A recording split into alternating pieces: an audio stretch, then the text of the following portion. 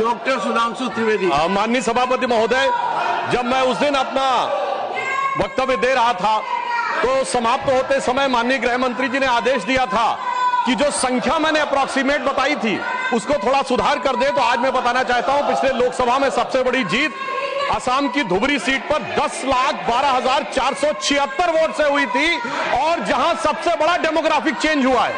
परंतु इस सुधार के साथ मैं कुछ निखार या विकार भी बताना चाहता हूं। मैं बताना चाहता हूं, पिछला लोकसभा चुनाव एकमात्र चुनाव था भारत के इतिहास का जहां बांग्लादेश के अखबार में इनकी पार्टी के एक बड़े नेता ने, डेली स्टार अखबार का नाम है, जिसमें आर्टिकल लिखा जिसका नाम था मोदी हैज टू गो। मैं पूछना चाहता हूं कांग्रेस के नेताओं को, बांग्लादेश के अखबार में यह लिखने की आवश्यकता क्यों पड़ी मोदी हैज टू गो, और इसका और जीत का क्या कनेक्शन है, यह मैं प्रबुद्ध सांसदों के विवेक के ऊपर छोड़ता हूं। और मैं दूसरी बात कहना चाहता हूं, यह चिंता सिर्फ हमारी नहीं थी सभापति महोदय। मैं एक वाक्य कोट करना चाहता हूं और वाक्य है, the infiltration has become a disaster now. I have both the Bangladeshi and Indian voter list. This is a very serious matter. I would like to know what would be when it would be discussed in the House. Sir आपको पता है किसने बोला था? ममता बनर्जी 4 अगस्त 2005 इसी भारत की संसद में बोला गया। अब बताइए, तब ये कहते थे और आज ये कर रहे हैं। इसे कहते हैं कि देख तेरे संसार की हालत क्या हो गई भगवान, कितना बदल गया इंसान। अब मैं ये भी कहना चाहता हूं, इसी भाव के अनुसार जो पूरे संसद का विचार था, जब माननीय गृह मंत्री जी सीए का विचार प्रस्ताव लाए तो उस समय पूरे देश में शाहीन बाग बनाने का प्रयास किया गया और नाना प्रकार के आरोप प्रत्यारोप लगाए गए कि अमुक को क्यों नहीं दिया जा रहा है, दूसरे को क्यों नहीं दिया जा रहा है। तो मैं बताना चाहता हूं, जो लोग हमसे उस समय पूछते थे कि सीए का लेजिस्लेशन जो होम मिनिस्ट्री लाई थी उसमें परसिक्यूशन क्यों नहीं दिख रहा था, तो मैं उनसे कहना चाहता हूं, अब तो कम से कम बांग्लादेश की घटनाओं के बाद माफी मांगनी चाहिए कि परसिक्यूशन नहीं दिखाई पड़ रहा था जिन लोगों को। उनके लिए मैं अटल जी की कविता की वो पंक्ति कोट करना चाहता हूं कि जिनके लाशों पर पग धरकर आजादी भारत में आई, वो अब तक है खाना बदोश, गम की काली आंधी छाई। हिंदू के नाते उनका दुख कहने में तुम्हें लाज है आती, तो सीमा के उस पार चलो सभ्यता जहां कुचली जाती। मगर अफसोस की बात यह है सभापति जी, जब ये सीमा के पार जाते हैं तो क्राइम अगेंस्ट ह्यूमैनिटी शब्द गाजा के लिए लिखते हैं अपने ट्वीट में, बांग्लादेश के लिए नहीं लिखते हैं। उससे भी साफ समझ में आ जाता है कि सीमा के पार इनकी दृष्टि कहां और किस रूप में आती है।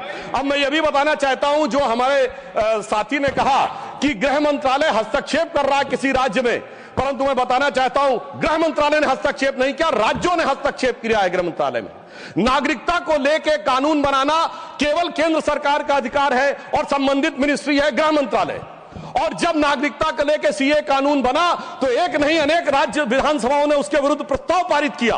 तो अपने फैक्ट को चेक कर लें, यह गृह मंत्रालय में राज्यों का हस्तक्षेप था, विपक्षी राज्यों का, और इसी के साथ साथ संविधान के लिए भी बहुत बड़े खतरे की बात थी, क्योंकि केंद्र से पारित कानून के विरुद्ध कोई राज्य सरकार नहीं बोल सकती। हाँ, रही बात इसको जो इनके दिल में दर्द है कि एजेंसीज के कारण बहुत से नेता जेल में जा रहे हैं, तो मैं याद दिलाना चाहता हूं सभापति महोदय, जो हमारी सरकार पर आरोप लगाते हैं, तो जब सोनिया जी और राहुल जी पे केस दर्ज हुआ था, अक्टूबर 2013 था, दिल्ली हाईकोर्ट के द्वारा, हमारी सरकार नहीं थी। कनिमोझी ए राजा जी जेल गए थे 2011 में, हमारी सरकार नहीं थी। सुरेश कालमाड़ी जेल गए 2010 में, हमारी सरकार नहीं थी। शिबू सोरेन जेल गए 2006 में, हमारी सरकार नहीं थी। मधु कौड़ा जेल गए 2008 में, हमारी सरकार नहीं थी। मुलायम सिंह मायावती जी पे केस हुए 2004 में, हमारी सरकार नहीं थी। करुणानिधि जी जेल गए 2000 में, लालू यादव जी जेल गए 1997 में, झारखंड मुक्त मोर्चा रिश्वत काट 1994 में, और सर राजीव गांधी जी पे आरोप 87 में और एफआईआर 1990 में। मेरे भाई, हम लोग पढ़ाई की एज से प्रौढ़ावस्था में आ गए, आप लोगों को अंदर बाहर कोर्ट कचहरी का चक्कर काटते देखते हुए, और फिर 2014 के बाद की पर्ची हमारे नाम की फाड़ रहे हैं। मुझे लगता है ये बिल्कुल तथ्यों के विपरीत है। ईमानदारी से उनको आत्मावलोकन करने का प्रयास करना चाहिए, बजाय कि आरोप लगाने के ऊपर। हाँ, एक बात मैं जरूर कहना चाहता हूं, गृह मंत्रालय ने एक बहुत बड़ा काम इस कार्यकाल में जानते क्या किया? इस देश को वास्तविक रूप में सेकुलर बना दिया, समग्र रूप से सेकुलर बना दिया। सर वो क्या था? 1976 में जब कॉन्स्टिट्यूशन अमेंडमेंट करके सेकुलर वर्ड जोड़ा गया कॉन्स्टिट्यूशन में, तो कश्मीर की विधानसभा ने उसे एक्सेप्ट नहीं किया था। इसलिए इस देश में एक ही राज्य था जो संवैधानिक दृष्टि से सेकुलर नहीं था। सर 5 अगस्त 2019 को जब धारा 370 हटी तो यह वास्तविक अर्थों में पूरा देश सेकुलर हो गया। इसके लिए मुझे लगता है गृह मंत्रालय को बधाई दी जानी चाहिए। और एक और मैं बात कहना चाहता हूं सर, अभी विश्व का सबसे बड़ा आयोजन कुंभ मेला हुआ, इसके लिए उत्तर प्रदेश की सरकार की तो प्रशंसा की जा सकती है, इसमें कोई दो राय नहीं है, परंतु यह भी सत्य है सर, इतना बड़ा आयोजन हुआ और किसी प्रकार की कोई अप्रिय घटना, एक दुर्घटनावश होने वाली उस भगदड़ के अलावा क्या कोई गोली चली, कोई पटाखा फूटा, कोई सुरक्षा को लेकर अटैक हुआ?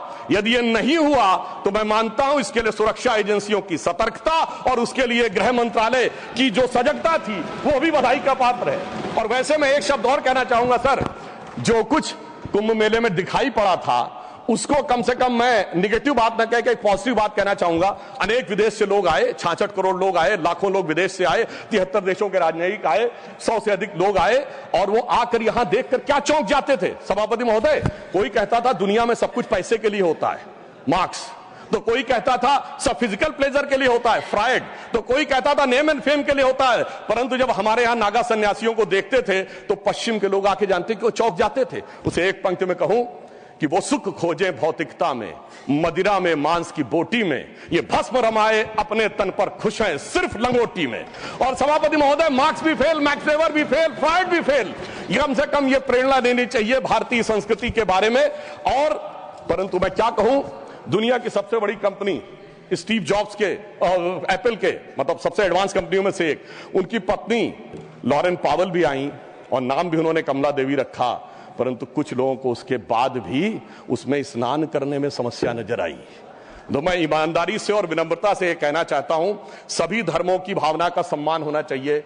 गंगा जल का सिर्फ सम्मान हमारे धर्म में नहीं है, काबा में भी एक आबे जमजम है और वहां के जल को भी वैसे ही पवित्र माना जाता है और माना जाता है कि उससे पाप कटते हैं। जब आप वेटिकन जाते हैं तो पोप भी आपके ऊपर जल छिड़कते हैं और कहते हैं this removes you from all the sin. मैं चुनौती से कहता हूं, इनमें से कोई किसी के बारे में बोल सकता है?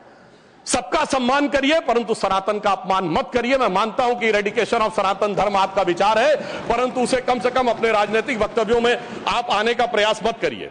परंतु मैं एक बात और कहना चाहता हूं, अभी हमारे डीएमके के लोग डिलिमिटेशंस के बारे में बोल रहे थे, उनकी कंसर्न समझी जा सकती है, परंतु मैं सिर्फ एक बात कहूं सर, जनसंख्या का यदि उनको लगता है कि किसी जगह विचार बढ़ रहा है संख्या और किसी जगह नियंत्रित है, चूंकि उन्होंने नियंत्रित की है, तो सर ये सिर्फ ज्योग्राफी पर ही है कि सोसाइटी पर भी लागू होगा?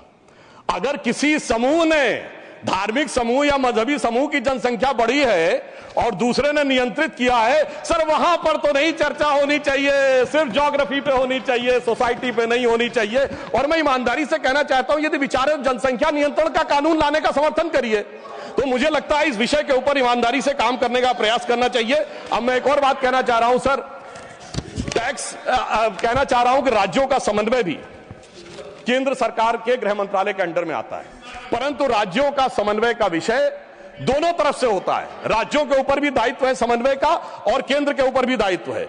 इसीलिए मैं कहना चाहता हूं, परंतु जब ऐसी बातें उठती हैं कि किसी राज्य का कोई मंत्री कहता है कि टैक्स कलेक्शन वहां ज्यादा हो रहा है तो हमें अलग हो जाना चाहिए, तो किसी राज्य का मंत्री उत्तर भारत के किन्हीं राज्यों के लिए या बिहार के लिए आपत्तिजनक बातें कहना शुरू करता है, इससे राज्यों का जो समन्वय है वो गिरता है। और मैं कहना चाहता हूं सर, समन्वय का सबसे दुखद उदाहरण था इसी संसद के एक सदस्य ने छत्तीसगढ़, राजस्थान और मध्य प्रदेश में हमारी जीत के बाद इस सदन के नहीं, दूसरे सदन के सदस्य ने यह शब्द बोला था कि भाजपा सिर्फ गोमूत्र वाले राज्यों में जीत सकती है। तो मैं उनको बताना चाहता हूं सर, जिनके की दिमाग में मैकाले और मार्क्स का वायरस भरा है, तो उन्हें बताना चाहता हूं कि गोमूत्र का anti bacterial, anti fungal, anti cancer के लिए मेडिसिनल पेटेंट है और पेटेंट का नंबर है 64100059। तो मैं कहना चाहता हूं, कृपया जाके अपने मन से मैकाले और मार्क्स का मैल साफ करिए, तो राज्यों में समन्वय बहुत बेहतर ढंग से दिखाई पड़ेगा। और मैं अंत में सभापति महोदय, सिर्फ मैंने जहां से बात प्रारंभ किया था वहां पे बात को समाप्त करता हूं। एक उदाहरण देना चाहता हूं, एक फिल्म आई थी एक दौर में जिसका नाम था वेडनेसडे, जिसमें नसीरुद्दीन शाह जी ने एक आम आदमी का रोल किया था और उसमें एक सर डायलॉग था जिसमें वो कहते हैं कि जब व्यक्ति घर से निकलता है तो हर 1-2 घंटे के बाद उसकी पत्नी पूछती है ऑफिस पहुंच गए कि नहीं, चाय पी ली कि नहीं, खाना खा लिया कि नहीं, वापस आ रहे हो कि नहीं। तो उन्होंने कहा वो इसलिए नहीं पूछती कि वो जानना चाहती है चाय पिया कि नहीं, खाना खाया कि नहीं। वो दौर था जिसमें वो कह रहा है कि वो इसलिए पूछ रही कि वो जानना चाहती तुम जिंदा हो कि नहीं। क्योंकि वो दौर था इनकी सरकार का जिस जमाने में घर से आदमी निकलता था, उसने कहा लगता है जंग पे निकल रहा है, तो ऐसा प्रतीत होता था कि मानो वो कह रहा हो कि उजाले अपनी यादों के हमारे संग रहने दो, न जाने किस गली में जिंदगी की शाम हो जाए। मगर उस शाम के बाद जो सुबह हुई है हमारी सरकार आने के बाद, और जो गृह मंत्रालय ने किया है, वो पूरे देश को दिखाई पड़ता है। तो मैं अंत में सर सिर्फ ये कहना चाहूंगा, मैं ये मानता हूं कि हमारे गृह मंत्रालय ने जो काम किया है वो संवेदना, संकल्प, समन्वय और सुदृढ़ता के साथ किया है।